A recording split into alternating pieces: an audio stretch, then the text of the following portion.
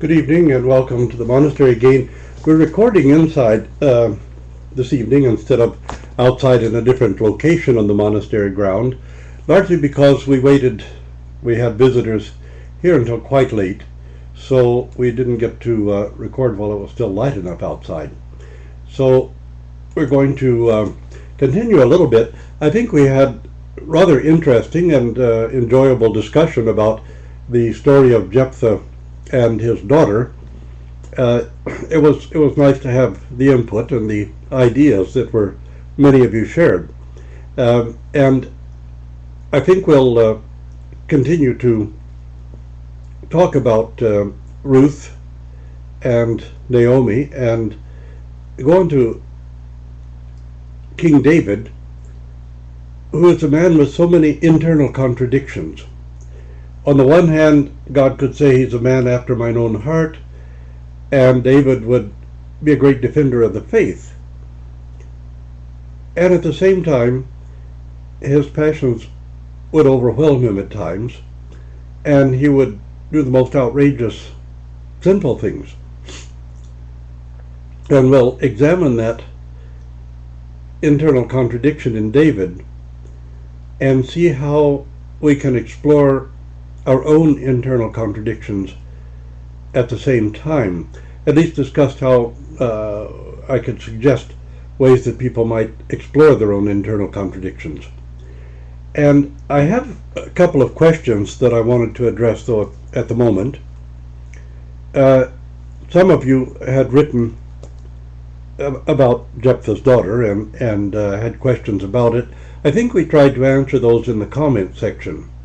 I did get an email in my inbox from someone who asked, a recent convert to the Orthodox Church, and in the parish that they had attended, they had been told by the priest that they could not visit any other Orthodox church unless they had a special dispensation or special permission from the parish priest, and were told that they absolutely could not go to confession to anyone except the parish priest. Now, it's true that a person should support their parish, and that a parish should be a community, and there should be some loyalty to that community. However, the idea that you have to have a special permission or dispensation from the parish priest in order to visit another parish or to go to liturgy elsewhere is sheer unmitigated cultism. I assure you it is not part of the Orthodox Christian faith or the Orthodox Christian teaching. It comes from a Protestant sectarianism called shepherding, in which the priest tries to dominate, control, and manipulate the lives of the people in the parish, and very often uses confession as a way to control and manipulate people instead of as a process of healing. Now, it's not uncommon in the Orthodox Church for people to go to confession to a monastic elder or a spiritual father elsewhere. I prefer that people go to confession to their own priest if they feel that they genuinely trust him, and if he's not using their confession against them or as a means of manipulating or controlling them.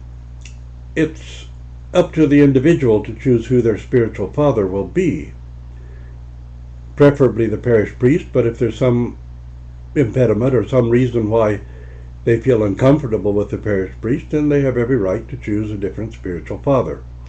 And one has every right to visit any other Orthodox church for Sunday liturgy that one wishes to.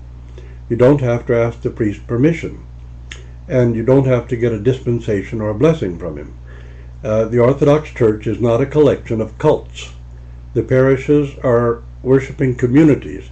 They are not mind control cults, or cults where the priest controls and manipulates or takes possession of the people who are members of that community. So that situation, I'll answer you now, is completely out of order and absolutely not orthodox. The sectarian Protestant practice of shepherding is absolutely not orthodox. And it should be, if a priest tries to do that to you, you should think twice about trusting him with your confession, because probably he's storing up information from your confession to use against you or to manipulate you some way or to try to control you in some way. So I'd be very, very cautious if I were in a parish where a priest told me that I had to have a dispensation from him or a blessing from him in order to visit a different Orthodox church if I felt like it. I have come across a couple of instances in which lay people have been told that they have to have a canonical release from one parish to another, even if they move to a different city. And I'm not sure where such an idea could even come from, but something like that has absolutely never been heard of in the Orthodox Church. And it's absolutely not Orthodox. It's not Christian of any kind. In any case, that's a matter that has become a serious problem in certain places within the Orthodox Church, and I rather hope that the bishops will clean it up. The late Patriarch Alexei in Russia encountered some of these very same problems after the counter-revolution, after communism was overthrown. Some of the priests, particularly the younger ones, started trying to practice this sectarian shepherding and trying to control and manipulate their people, and trying to tell them that, well, you absolutely cannot go to any other Orthodox church unless I give you my personal blessing or dispensation. And Patriarch Alexei cleaned that mess up.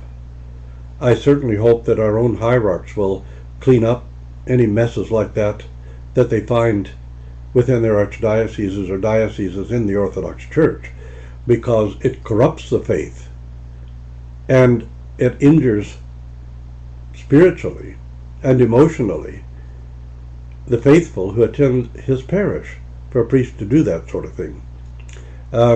If that's going on in your parish somewhere, by all means write to the bishop about it and tell him that how uneasy you are with it, and perhaps he will clean it up.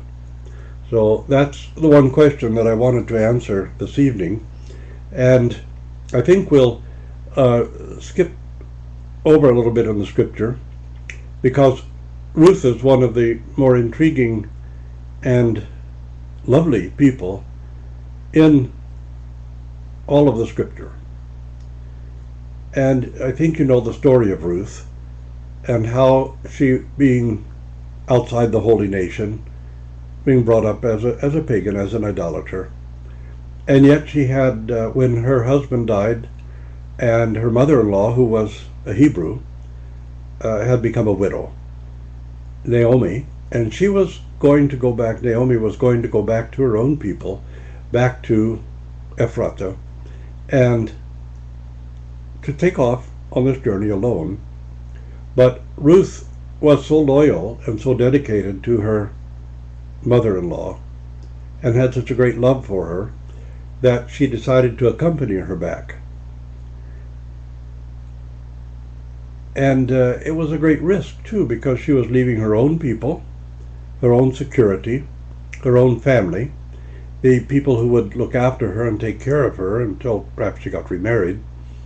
And she was going to go into a strange land where she didn't know anything about the culture, where she didn't understand the faith at all, and she had no idea what really to expect.